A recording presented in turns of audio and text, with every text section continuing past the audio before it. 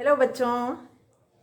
और कैसे हो? आई होप सब मज़े में पढ़ाई कर रहे हैं आप लोग। ओके, तो आज हम लोग जो है पॉलीमर का बायोडिग्रेडेबल पॉलीमर स्टार्ट करते हैं। जैसा कि बच्चों हम लोगों को मालूम है कि पॉलीथीन है, जितने भी केमिकल के पॉलीमर्स होते हैं वो सारे एनवायरनमेंट को अफेक्टेड करते हैं, क्योंकि उनका कंप्लीट ऑक्सीडेशन नहीं होता है।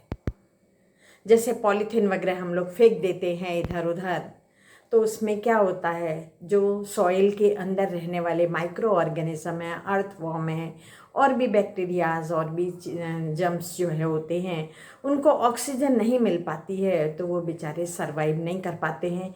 इसीलिए गवर्नमेंट ने पॉलीथीन के ऊपर बैन लगाने के लिए भी किया। कई जगह तो बैन लग गया, लेकिन कुछ जगह जो है नहीं लग पाया। तो उसका सब्स्टिट्यूट जो स्टार्ट किया है वो है biodegradable polymer. Biodegradable polymers are those polymers which are degraded or oxidized by the microorganism, just like a bacteria, that is known as a biodegradable polymers. Okay? जैसे हमारा वेस्ट मटेरियल आपने देखा होगा, काउडंक है। काउडंक क्या होता है? Micro organism के थ्रू ही उसका डिग्रेडेशन होता है, उसकी क्वालिटी इंक्रीज होती है। इसी तरीके से बायोडिग्रेडेबल जो मटेरियल हैं वो भी ऑक्सीडाइज होते हैं माइक्रो ऑर्गेनिज्म के through. They are not harmful for the environment. It is a main important point, main useful point for biodegradable polymer. There are so many polymers we use in our life in a form of the biodegradable polymers. First number I am giving example, that is the poly beta hydroxy, okay, butyrate and beta hydroxy valerate. ये acid के common name हैं। इसके 2 monomers होते हैं। First example मैं आपको जो दे रही हूँ, poly beta hydroxy butyrate and beta hydroxy valerate, ये ब्यूटेनोइक एसिड और पेंटेनोइक एसिड का नाम है। ओके, इसमें फॉर्मूला बच्चों यदि आप देखेंगे, 4 कार्बन का एसिड आपको जो है लेना है। पोजीशन आप लोगों को जो है मालूम है, यहाँ पर OH लगा दीजिएगा।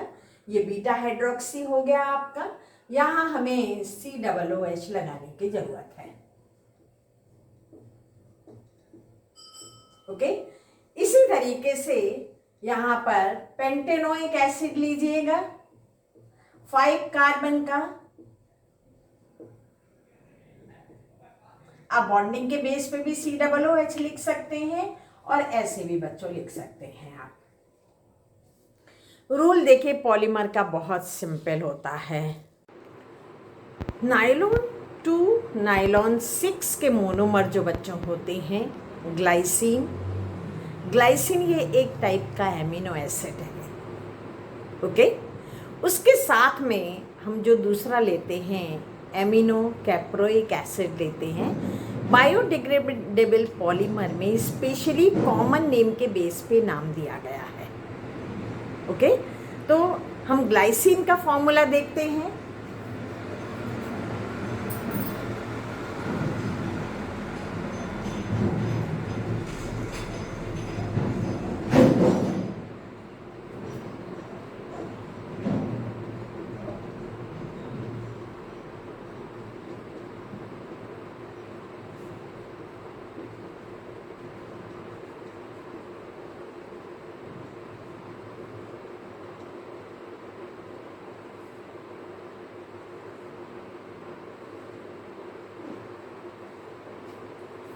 बच्चों देखिए, ग्लाइसिन में से आप NH2 में से एक हाइड्रोजन लीजिएगा और COOH कार्बोक्सिलिक में से OH ले लीजिएगा, तो वाटर का फॉर्मेशन हो जाएगा हमारा और नायलॉन 2 नायलॉन 6 का फॉर्मेशन हो जाएगा।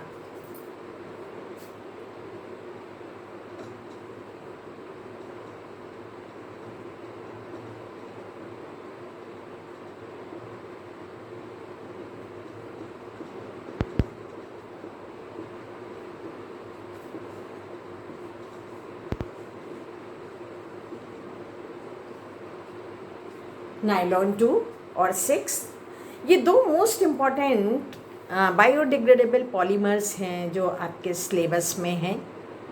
इसका मोस्ट इम्पॉर्टेंट बच्चों यूज़ कहाँ होता है?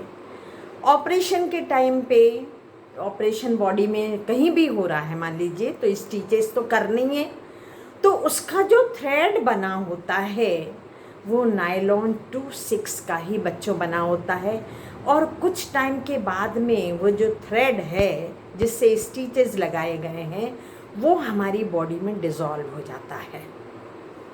ओके, इसके अलावा बच्चों PHPV का और भी यूज़ है, जैसे हमारे हाथ में फ्रैक्चर हो गया या पैर में फ्रैक्चर हमारे जो है हो गया, उसके लिए रॉड जो है सपोर्ट के लिए डालनी पड़ती हैं बॉडी के अंदर।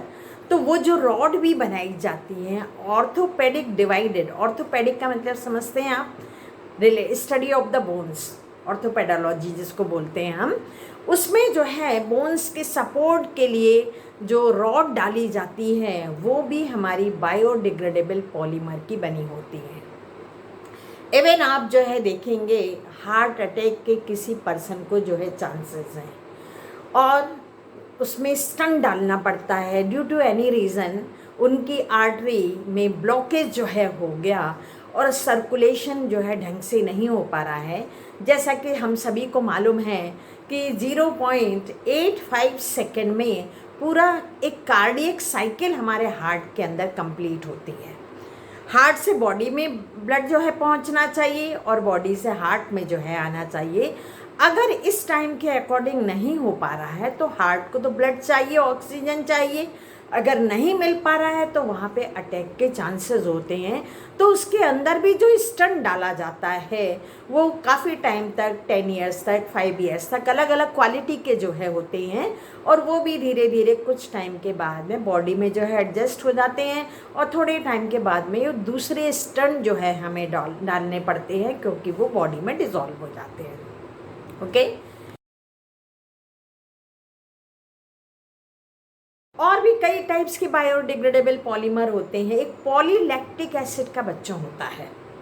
मान लीजिए हड्डियां टूट गई, यहाँ पे रॉड डाल दी गई है, अब उसको टाइट कैसे करना है, उसके पेच कैसे बनाने हैं, तो वो पेच स्क्रू वगैरह भी जो होते हैं पॉलीलैक्टिक एसिड पॉलीमर के जो है बने होते हैं। उसकी हेल्प से बोन जो है वो सपोर्ट के लिए वहाँ पे जॉइंट जो है की जाती है, उसको जो है टाइट फॉर्म में जो है बोन को रख दिया जाता है उस रॉड की हेल्प से।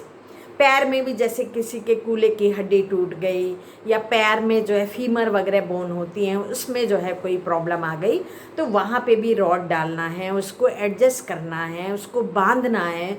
तो उसके स्क्रू या जो रॉड कहिए या और भी चीज़ें जो बांधने की होती हैं वो सारी बायोडिग्रेडेबल मटेरियल से बनी होती हैं। तो जैसे सिचुएशन होती है उसके अकॉर्डिंग जो है यूज़ किया जाता है। थोड़े टाइम के बाद में वो बॉडी में डिज़ोल्व हो जाती है, किसी किसी की बॉडी में तो थ्रू आउट लाइफ जो है पड़ी होती है। तो ये जो बायोडिग्रेडेबल जो है पॉलीमर्स हैं ये मोस्ट इम्पॉर्टेंट है, जो हमारे कितने यूज़फुल पर्पस से यूज़ किए जाते हैं और ये एनवायरनमेंट के लिए भी हार्मफुल नहीं है। कॉन्टेक्ट लेंस भी बच्चों जो है बनते हैं। पॉलीमिथाइल मेथाएक्राइलेट एक पॉलीमर होता है जिसको शॉर्ट फॉर्म में हम लोग पम्मा बोल देते हैं।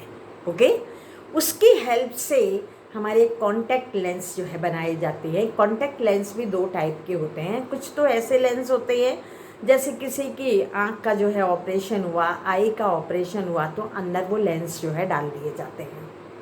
ओके, उसमें भी दो क्वालिटी होती है, एक सॉफ्ट वाली क्वालिटी होती है, एक हार्ड वाली जो है क्वालिटी होती है। उससे आई साइट भी जो है मेंटेन रहती है। तो वो पम्मा नाम के पॉलीमर एक होता है उससे जो है बनाया जाता है और सॉफ्ट वाला जो होता है वो सिलिका जेल से बनाया जाता है।